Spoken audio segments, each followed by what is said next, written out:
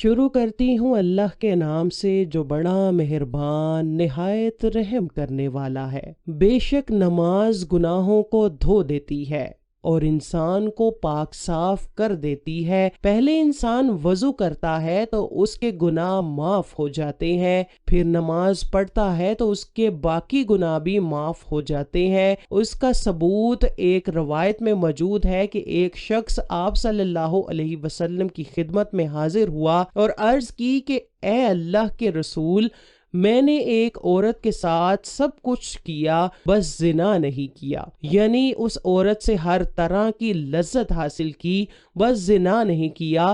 تو آپ صلی اللہ علیہ وسلم مجھ پر حد جاری فرما دیں۔ تو آپ نے اس شخص سے کہا کہ جاؤ نماز پڑھو، بے شک نماز گناہوں کو مٹا دینے والی ہے، مطلب کہ اپنے گناہوں کی معافی اللہ سے مانگ لو۔ اب اس حدیث سے اکثر لوگ یہ مطلب بھی نکالتے ہیں کہ بس زنا نہیں کرنا، باقی ہر کام کر لے جائز ہو جائے گا، بعد میں توبہ کر لیں گے۔ تو ایسا نہیں ہے، ارادہ کر کے جان بوجھ کر گناہ کرنا ناجائز نہیں، بلکہ بعد میں معافی مانگ لیں گے۔ ان صحابی سے تو گناہ لا علمی میں ہوا، بعد میں وہ شرمندہ ہوئے۔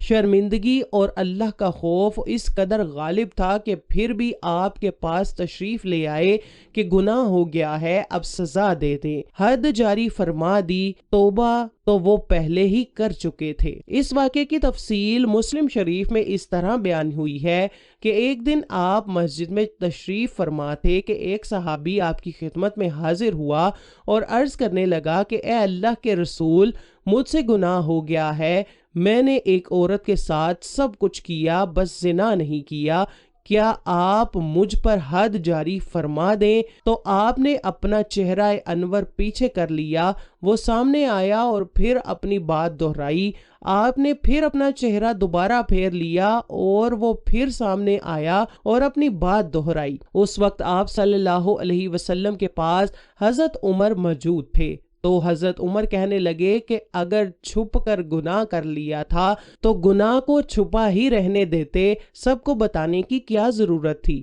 پھر آپ صلی اللہ علیہ وسلم نے فرمایا کہ کیا تم مسجد جب آئے تو وضو کیا تھا؟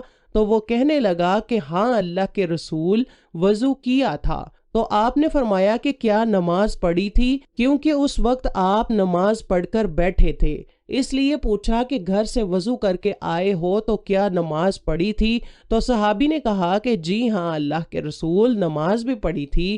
تو اللہ کے محبوب نے فرمایا کہ نماز کثرت سے پڑھو اور اللہ سے معافی مانگتے رہو۔ اب اس حدیث سے ایک بات تو ہمیں یہ معلوم ہوئی کہ اگر ہم سے بے دہانی میں بھول کر کوئی گناہ ہو جائے اور اس گناہ کے بارے میں لوگ نہ جانتے ہوں تو ہمیں اس گناہ کی تشہیر نہیں کرنی چاہیے اور اللہ سے معافی مانگتے رہنا چاہیے۔ اور دوسری بات یہ کہ اللہ کی ذات غفور اور رحیم ہے۔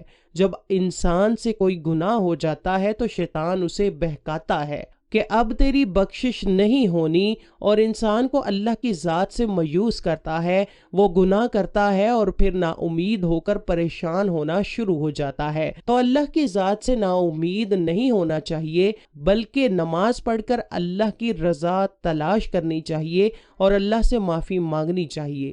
اللہ سے معافی مانگنا انسان کو اللہ کے اور زیادہ قریب کر دیتا ہے۔